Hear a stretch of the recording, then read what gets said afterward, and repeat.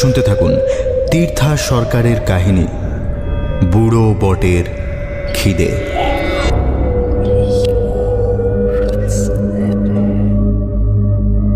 সৃষ্টির শুরু থেকেই প্রকৃতি ও প্রতিকূল পরিবেশের সঙ্গে লড়াই করে আসছে মানুষ। বলা বাহুল্য এক অসম লড়াই। মানুষের জগৎ অন্ধকার ও অজ্ঞানতায় ভরা। নিজের ভিতরের অন্ধকারের সঙ্গে লড়াইটাই বারবার হেরে যায়।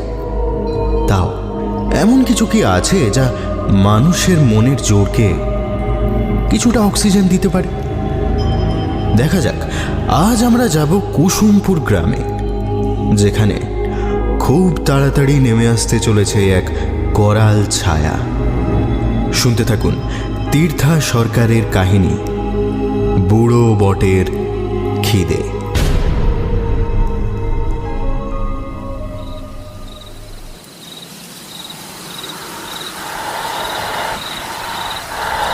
ঘন কালো ছায়াটা হাতিপাতি করে কি যেন খুঁজে চলেছে। ধীবর জানে ছায়াটা কার। শুধু ধীবর নয়, এই গ্রামের প্রায় সকলেই, ছেলে বুড়ো বাচ্চা সকলেই জানে গ্রামের শতাব্দী প্রাচীন বটগাছের নিচে একটা ছায়া মূর্তি রোজ ঘুরে বেড়ায়। ও কি গাছটাকে পাহারা দেয়, নাকি এক চরম সর্বনাশের জীবন্ত দলিল হয়ে বছরের পর বছর ধরে রক্ষা করে চলেছে এই সুজলা সুফলা কুসুমপুরকে? তা একমাত্র বিধাতাই জানেন। ওই কালো ছায়াধারী আজ সবার কাছে এক মূর্তিমান আতঙ্ক হলেও বৃদ্ধ মোড়ল মহাদেব জানে যে ওই ছায়া যেদিন মিলিয়ে যাবে, সেদিন ওই অভিশপ্ত বটগাছটা আবার নিয়তি হয়ে তার সর্বগ্রাসী ক্ষুধা নিয়ে তেড়ে আসবে এই গ্রামের দিকে। তারপর একে একে নিঃশেষ হবে এক একটা তাজা মজবুত জীবনী শক্তি। তার চেয়েও থাকুক, ছায়া হয়েই থাকুক। চোখের কোণটা ভিজে আসে মহাদেবের।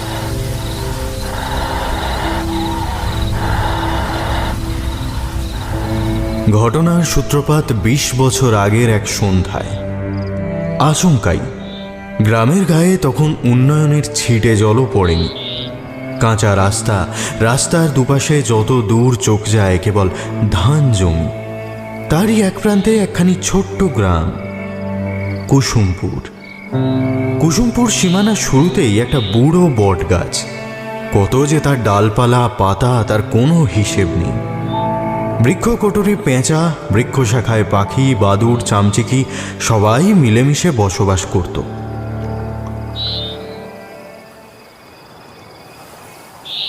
গোধূলির লাল আলোয় বট গাছের গোড়ায় রাখা বুড়ো শিবের দিকে ভক্তি ভরে তাকালো ছোকরা নিয়ামত, সঙ্গে তার সদ্য বিবাহিতা বালিকা বধূ অমুদি। আমাদের বুটেশ্বর আছে, বুঝলি? চোস্ত গাইডের ঢঙে সে নিজের গ্রামের মূল ফটকের সঙ্গে পরিচয় করিয়ে দেয় সদ্য পিতৃগৃহ ছেড়ে আসা একটি সরল অশিক্ষিত গ্রাম্য বালিকাকে। লাজুক আমুদির হাতে লাল নীল কাঁচের চুড়ি আর নাকের ঝুটো পাথরের নাকছাবিটায় ডুবন্ত সূর্যের ফেলে যাওয়া আলোটুকু পড়ে মাঝে মাঝে চকচক করে উঠছে। মুগ্ধ দৃষ্টিতে সেদিকে চেয়ে থাকে নিয়ামত।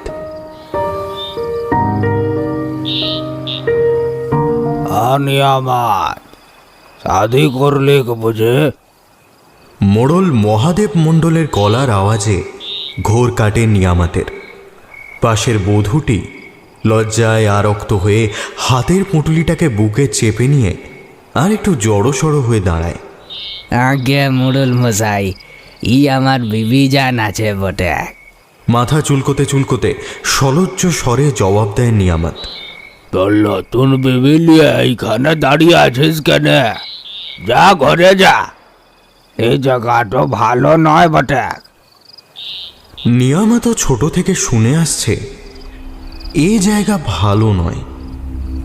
সন্ধ্যার পর বটেশ্বরের চারপাশে নাকি তার চেলা চামুন্ডারা মজলিসে বসে।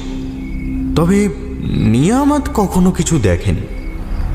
জমি থেকে ফিরতে ফিরতে কতদিন তো বিকেল গড়িয়ে সন্ধে হয়ে গেছে, কিন্তু বুকের মধ্যে আল্লাহ থাকলে বিপদ ধারে কাছেও আসতে পারে না, নিয়ামত এটা বিশ্বাস করে। তবু বৃদ্ধ মোড়লের কথায় তার মন ঈষৎ চঞ্চল হলো, কারণ সঙ্গে তার নতুন বউ। তাই এই যে আগে বলে বাড়ির পথে সে পা বাড়ালো।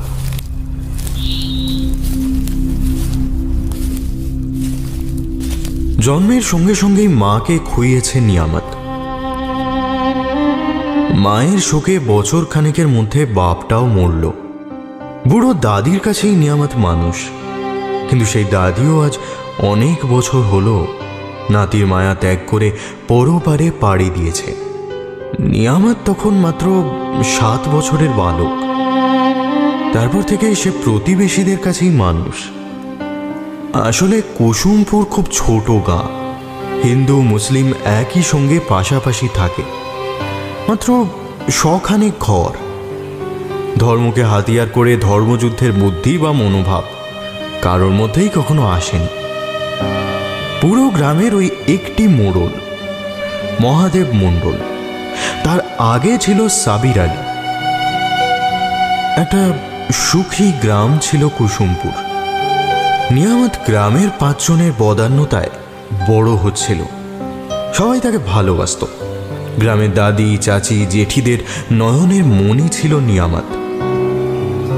যেন বাপ মা মরা নিয়ামত আচমকা শাদি করায় গ্রামের সবাই বড়ই খুশি হলো।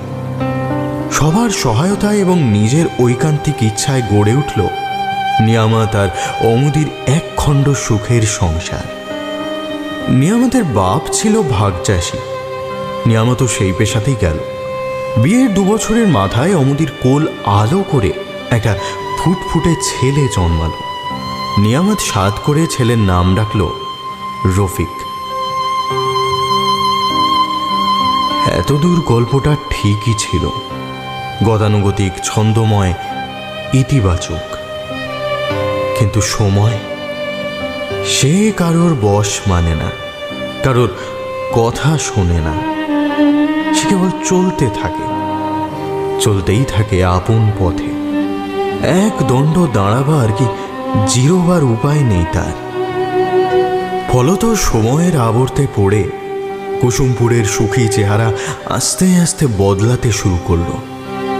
একসময় খরা কবলিত গ্রামগুলোর মধ্যে সবচেয়ে খারাপ অবস্থা হল কুসুমপুরের। মাইলের পর মাইল ধান জমির ভাঙা বুক থেকে প্রখর রৌদ্রতা প্রাণপণে শুষে নিচ্ছে তার সমস্ত জীবনী শক্তি। কোথাও এক ফোঁটা সবুজ নেই, এক ফোঁটা জলের জন্য ঘরে ঘরে হাহাকার। প্রকৃতির এই রুদ্র প্রতিশোধের কাছে অসহায় বাপ নিয়ামত। দুধের অভাবে দুধের শিশুর বুক ফাটা কান্না সে কেমন করে সইবে? এক নিঃশব্দ হাহাকার পাক খেতে থাকে তার সমস্ত অন্তর জুড়ে। নিয়ামত আছিস?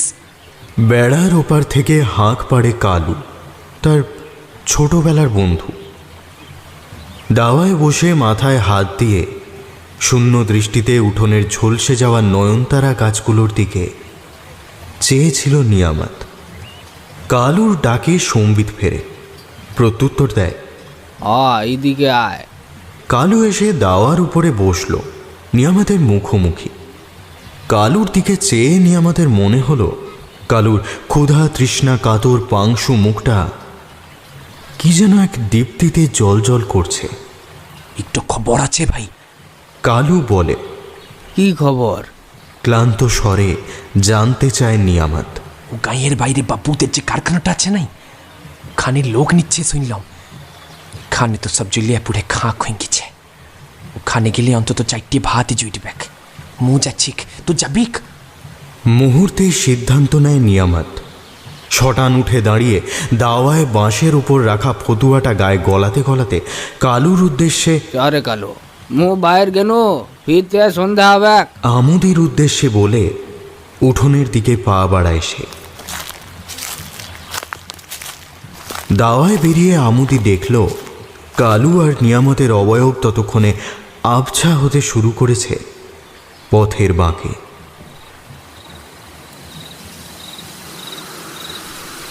সন্ধ্যা নেমেছে ঘন হয়ে, তবে পরিষ্কার নির্মেঘ আকাশের বুকে জ্বলন্ত রূপকখণ্ড ম্লান করে দিয়েছে অন্ধকারের গভীরতাকে। ক্লান্ত অবসন্ন পায়ে কারখানা থেকে ফিরছে নিয়ামত। কারখানায় কাজ মিলেছে তার, কালুরও মিলেছে। কালু সেই খুশিতে রয়ে গেছে কারখানার কাছেই একটা মদের ঠেকে। নিয়ামত ঘরে ফিরছে আমুদিকে খবরটা দেবে বলে। বটতলায় এসে একটু থমকে দাঁড়ায় সে। পথশ্রমে দরদর করে ঘামছে, তৃষ্ণায় ফেটে যাচ্ছে বুকের ছাতি। বটতলাটা বেশ ঠান্ডা। এক ঝলক শীতল বাতাস বয়ে গেল তার শরীরের উপর দিয়ে, জুড়িয়ে গেল তার ঘর্মাক্ত দেহ। হঠাৎ নিয়ামতের চোখ গেল একটু দূরে, বুড়ো বটের শিকড়ের কাছে। ওটা কি জলজল করছে? ঈষৎ কৌতূহলী হয়ে জিনিসটার দিকে এগিয়ে গেল নিয়ামত। নিচু হয়ে ভালো করে দেখার চেষ্টা করলো জিনিসটাকে। তারপর সেটাকে হাতে তুলে নিল, চোখের কাছে এনে দেখল জিনিসটা একটা ধাতুর চাকতি। চাঁদের আলো পড়ে জ্বলজ্বল করছিল এতক্ষণ। কি মনে করে সেটা জামার পকেটে রেখে ঘাড় তুলে আকাশের দিকে চাইল সে। ততক্ষণে চাঁদের গায়ে জমতে শুরু করেছে ছেঁড়া ছেঁড়া মেঘের দল। শুকনো বুকে আশার বিন্দু জেগে উঠল নিয়ামতের। তবে কি বৃষ্টি হবে? হঠাৎই রাত জাগা পাখির আর্ত চিৎকারে রাত্রির নিস্তব্ধতা খান খান হয়ে গেল। চমকে উঠল নিয়ামত। দ্রুত পা চালালো সে। ছোটবেলায় শুনেছিল যে এই গাছে নাকি নিশির বাস। নিশি হলো এক ধরনের ভূত। সে ঘুমন্ত মানুষকে ভুলিয়ে ভালিয়ে ঘর থেকে বের করে নিষ্ঠুরভাবে মেরে ফেলে। ছোটবেলায় দুষ্টু শিশুকে জব্দ করতে মা বাবা কত কিছুরই ভয় দেখায়, কিন্তু বড় হয়ে সেসবের অবশিষ্টও থাকে না মনের মধ্যে। তবে ভূত এমন একটা জিনিস যে সময়কালে অনেক তাবড় তাবড় সাহসী কল্পচক্ষে তার অস্তিত্ব মেনে নিতে বাধ্য হয়। আজ কেন জানি না হঠাৎই ভীষণ ডাকাবুকো নিয়ামতের বুকের ভিতরটা ঠান্ডা হয়ে এলো। ছমছম করে উঠল গাটা। দ্রুত পা চালালো সে বাড়ির উদ্দেশ্যে। কিছু দূর যাবার পর দূর থেকে বাড়িটা দেখতে পেল নিয়ামত। মাটির দেওয়াল আর খড়ের চাল দেওয়া তার বাপ ঠাকুরদার ভিটে। থমকে দাঁড়ায় সে। মেঘের দল ছেড়ে গেছে চাঁদের বুক। ফুটফুটে জ্যোৎস্নার মাঝখানে বাড়িটা কেমন প্রেতের মতো দাঁড়িয়ে আছে। কয়েক মুহূর্ত, তারপর নিজের মনকে শাসন করে নিয়ামত। এসব কি ভাবছে সে? ওই বাড়িতে এখন আমুদি আর তার ছেলে রফিক আছে। ছি, এসব চিন্তা কেন আসছে তার মনের ভিতর? তবুও কি যেন এক অজানা আশঙ্কায় বুকের ভেতরটা কেঁপে ওঠে তার। দাদি বলতো কোনো বড় বিপদ আসার আগে মানুষের মন নাকি টের পায়। কিন্তু বিপদ কোথায়?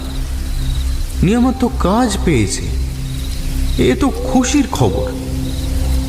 কারখানার ম্যানেজার 20 টাকা অগ্রিম পর্যন্ত দিয়েছে গ্রামের দুরবস্থার কথা শুনে। তাহলে না, রাস্তায় দাঁড়িয়ে এসব চিন্তা করার কোনো মানে হয় না। এসবই তার দুর্বল মনের দুশ্চিন্তা। আমুদি নিশ্চয়ই এখনো ঘুমোয়নি, জেগে বসে আছে তার জন্য। তাছাড়া খালি পেটে ঘুম আসবেই বা কি করে? মনটা বিষণ্ণ হয়ে যায় নিয়ামতের।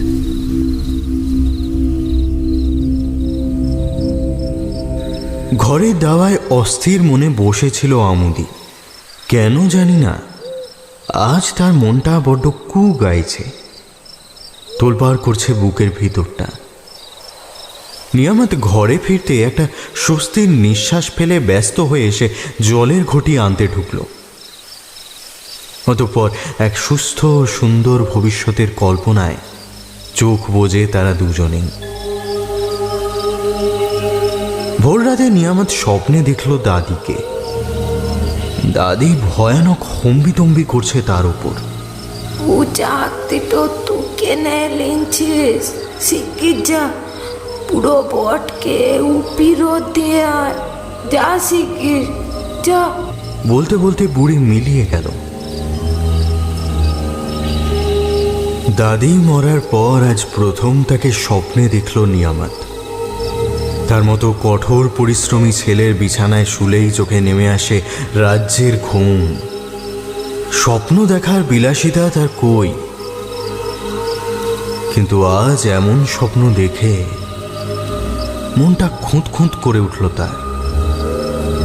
শীতল পাটির উপর উঠে বসল নিয়ামত, সর্বাঙ্গ ঘামে ভিজে একসা।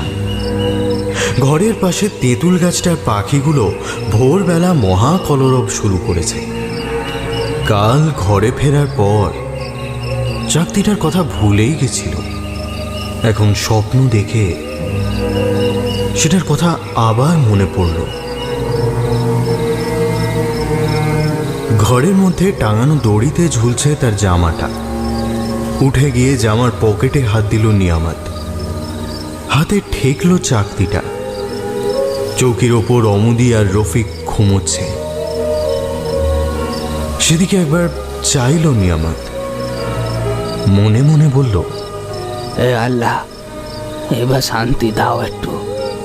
দিনের আলোয় চকচক করছে একটা সোনালি রঙের গোল ধাতব চাকতি, একদম সোনার মতো। সোনাই নয়তো, চাকতিটার দিকে সম্মোহিতের মতো তাকিয়ে থাকলো নিয়ামত। মনে মনে ভাবল, ওই কারখানার পাশে একটা ছোট্ট দোকান আছে, হরিহর শেখরার দোকান। একবার দেখাবে ওখানে এটা। যদি সত্যিই সোনা হয় তবে একসঙ্গে বেশ কিছু টাকা হাতে পাওয়া যাবে। কিন্তু দাদি দাদি যে স্বপ্নে এটাকে বটতলায় ফেলে দিয়ে আসতে বলল। দাওয়ায় বসে কিছুক্ষণ মাথা চুলকালো নিয়ামত। তারপর ভাবল, ধুর, এত দুশ্চিন্তায় কি দেখতে কি দেখেছে তার ঠিক নেই। হয়তো আজ এত বছর পর দাদির আর খেয়ে দে কাজ নেই। নিজের মনকে প্রবোধ দিল নিয়ামত। এতক্ষণে পূব আকাশে উঁকি দিয়েছে লাল সূর্য। সেই আলোয় চাকতিটা উজ্জ্বল হয়ে উঠেছে আরো।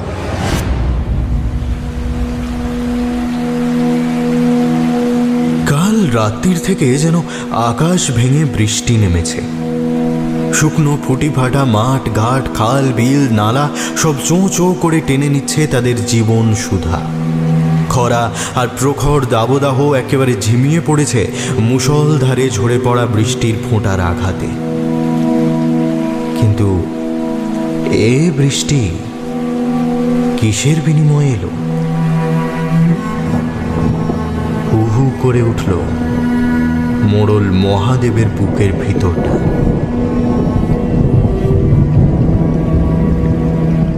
মোড়ল মশাই, ছোকরা কাল সাঁঝের বেলায় এটা আমার কাছে বেচতে এসেছিল।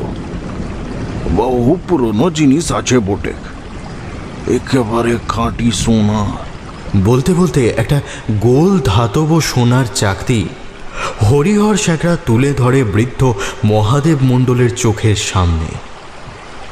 মহাদেবের বিস্ফারিত দৃষ্টি আটকে যায় হরিহরের হাতে থাকা স্বর্ণ চাকতিটার দিকে। আমার কাছে অত টাকা ছিল না, ওকে 200 টাকা দিয়ে বললাম বাকিটা কাল লিস। তো ছোকরা ঘর নেড়ে বলেছিল বাবু তাই দেন, টাকার আমার বড্ড দরকার।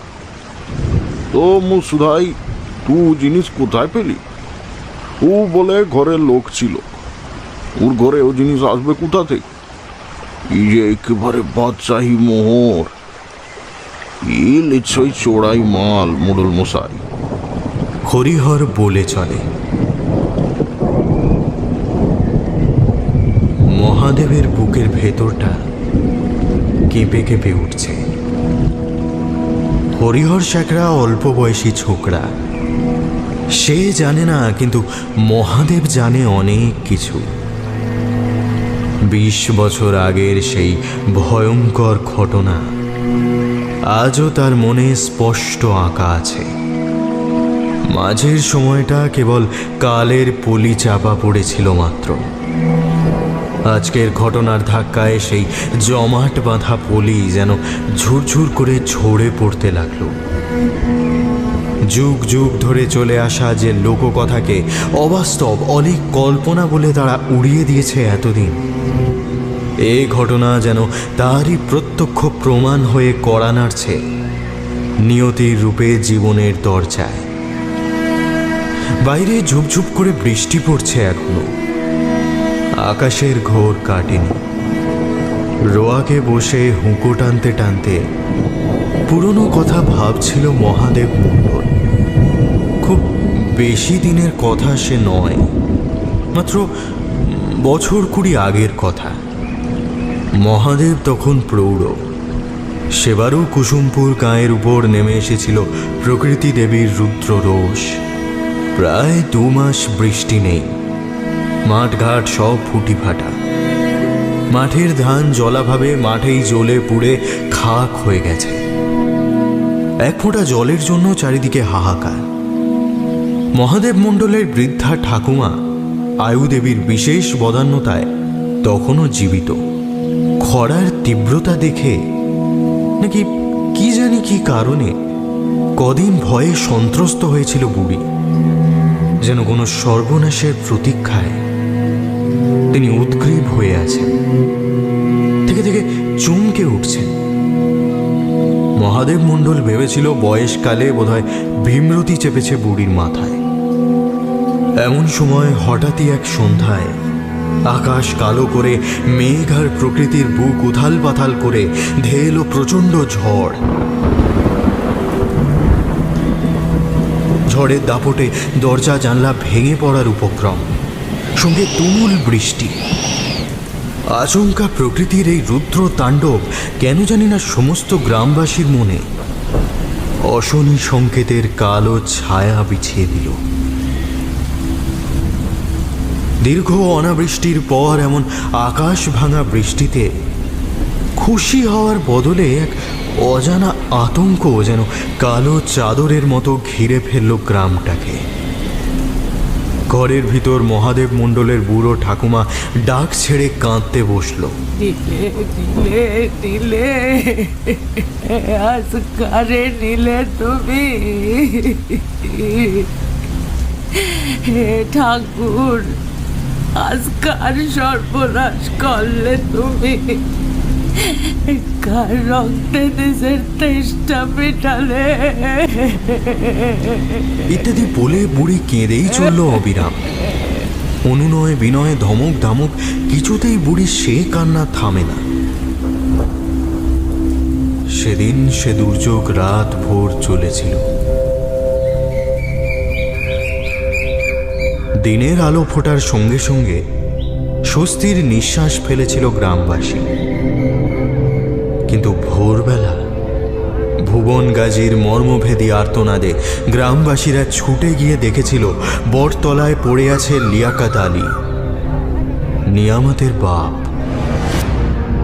তার সমস্ত শরীর থেকে কে যেন খুব যত্ন করে শেষ রক্তবিন্দুটা পর্যন্ত শুষে নিয়েছে। চোখ দুটো খোলা, সমস্ত মুখ জুড়ে এক পৈশাচিক বিকৃতি। যেন মরার সময় ভয়ানক কিছু দেখেই প্রাণবায়ু বেরিয়েছে তার।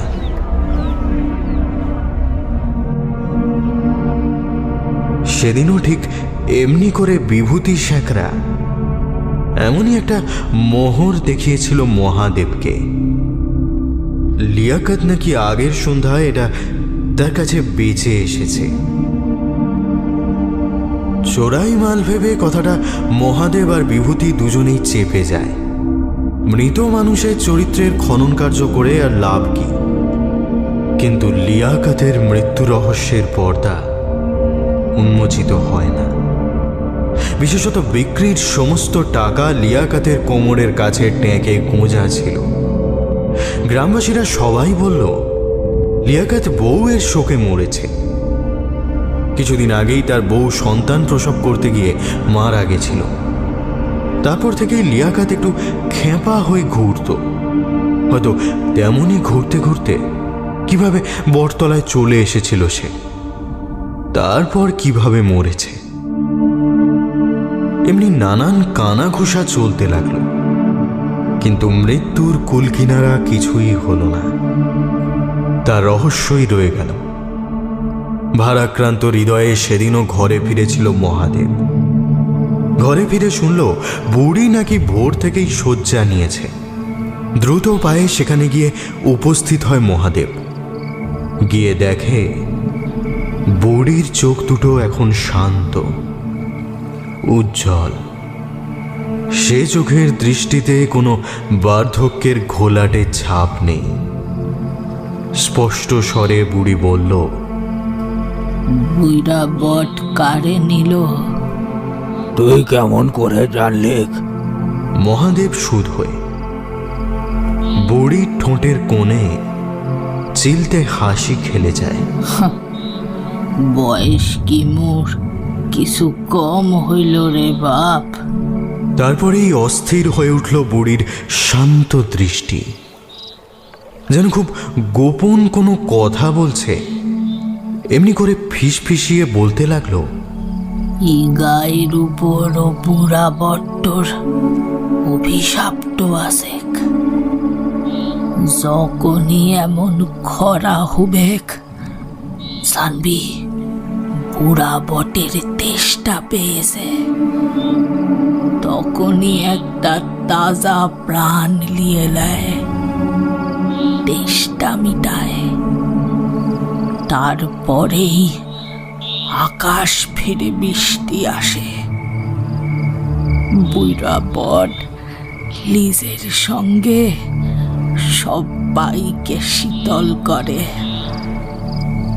ও মোহর তো নিশির মতো, যে নেবে সেই ওর মায়ায় পড়ে যাবে, আর তার রক্তে বুড়া বটের তেষ্টা মিটবে। আজ কারে নিলে রে বাপ? বুড়ি বিছানায় শুয়ে শুয়ে এত কথা কি করে জানল? ভাঁজ পড়ে মহাদেবের কপালে। সে ঠাকুমাকে আবার সুদ হয়ে, তুই তো সব কি করে জানলি রে ঠাকুমা? বুড়ি নিরুত্তর থাকে। মহাদেব আবার শুধায়, কিন্তু বুড়ির কোনো সাড়া পাওয়া যায় না। সে যেন হঠাৎই স্তব্ধ হয়ে গেছে। কি মনে করে কাছে এগিয়ে গিয়ে বুড়ির গায়ে একবার হাত দিয়ে ডাকে মহাদেব। কিন্তু এ কি, বুড়ি তো মরে কাঠ, অথচ এইমাত্র সে কথা বলছিল মহাদেবের সঙ্গে। তবে একটা ঠান্ডা হিমেল স্রোত বয়ে যায় মহাদেবের শরীর জুড়ে।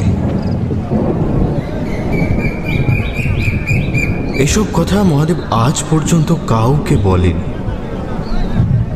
সময়ের সঙ্গে সঙ্গে চাপা পড়ে গেছিল লিয়াকতের মৃত্যু রহস্য। কিন্তু আজ বুড়ো বটের শিকড়ের খাঁজে নিয়ামতের মৃতদেহ খুঁচিয়ে তুলেছে বৃদ্ধ মহাদেবের অবচেতনে চাপা পড়ে থাকা সেই স্মৃতি। বাপ লিয়াকতের সঙ্গে ছেলে নিয়ামতের মৃত্যুর যে বড় বেশি মিল খুঁজে পাচ্ছে সে। নিয়ামতের মৃতদেহ ঠিক যেখানে পড়ে আছে সেখানেই 20 বছর আগের এক ভোরে তার বাপ লিয়াকতও পড়েছিল। নিয়ামতেরও শরীরটা ছিল সম্পূর্ণ রক্তশূন্য, আর মুখে ভয়াল কিছু দর্শনের চিহ্ন প্রকট। বাপের মতো একটা গোল জাতীয় প্রাচীন সোনার মোহর বেচে ফেরার পথে সেও বাপের মতোই অপঘাতে মরেছে, অথচ কোমরের টাকার থলি থেকে একটি পয়সাও খোয়া যায়নি। তবে কি ওই মোহরটাই অভিশপ্ত, নাকি বুড়ি ঠাকুমা যে বুড়ো বটে তেষ্টা মেটাবার কথা বলেছিল মরণকালে সেটাই সত্যি? তবে কি মোহরের লোভ দেখিয়ে বশীভূত করা হয়েছিল লিয়াকত আর নিয়ামতকে? বটতলার নিশি কি তবে ওই মোহর, যে ভুলিয়ে ভালিয়ে লিয়াকত আর নিয়ামত দুজনের প্রাণ নিয়ে নিল? নাকি সত্যিই বুড়ো বট মাঝে মাঝে তৃষ্ণার্ত হয়ে পড়ে? সত্যিই কি সেদিন নিয়ামতের রক্তে প্রাণ জুড়িয়েছিল বুড়ো বটের? নিয়ামতের প্রাণের বিনিময়েই কি তীব্র দাবদাহে ফুটি ফাটা কুসুমপুরের তপ্ত বুক শীতল হলো? এইসব রাশি রাশি প্রশ্ন ঘূর্ণির মতো পাক খেতে লাগলো মহাদেবের মাথার ভিতর।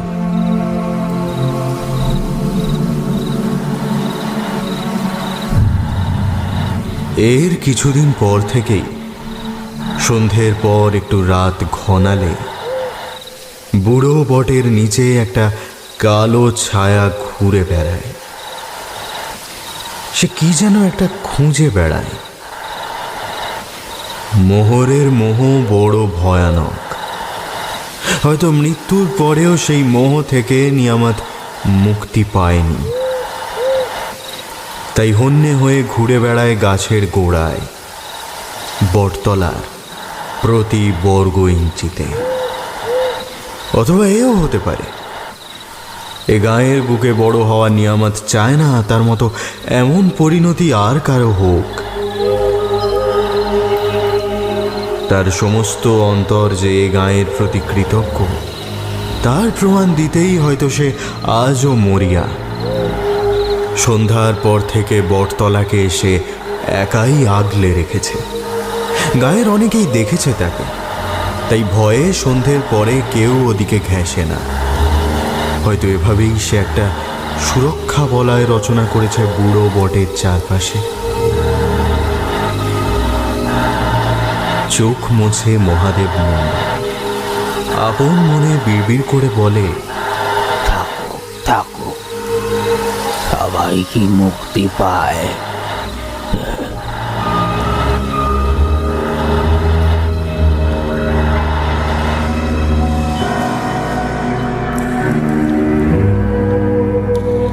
তো যা বলছিলাম, প্রকৃতি এবং অতিপ্রাকৃতির সঙ্গে লড়াইতে মানুষের হাতের একমাত্র অস্ত্র হল সভ্যতা।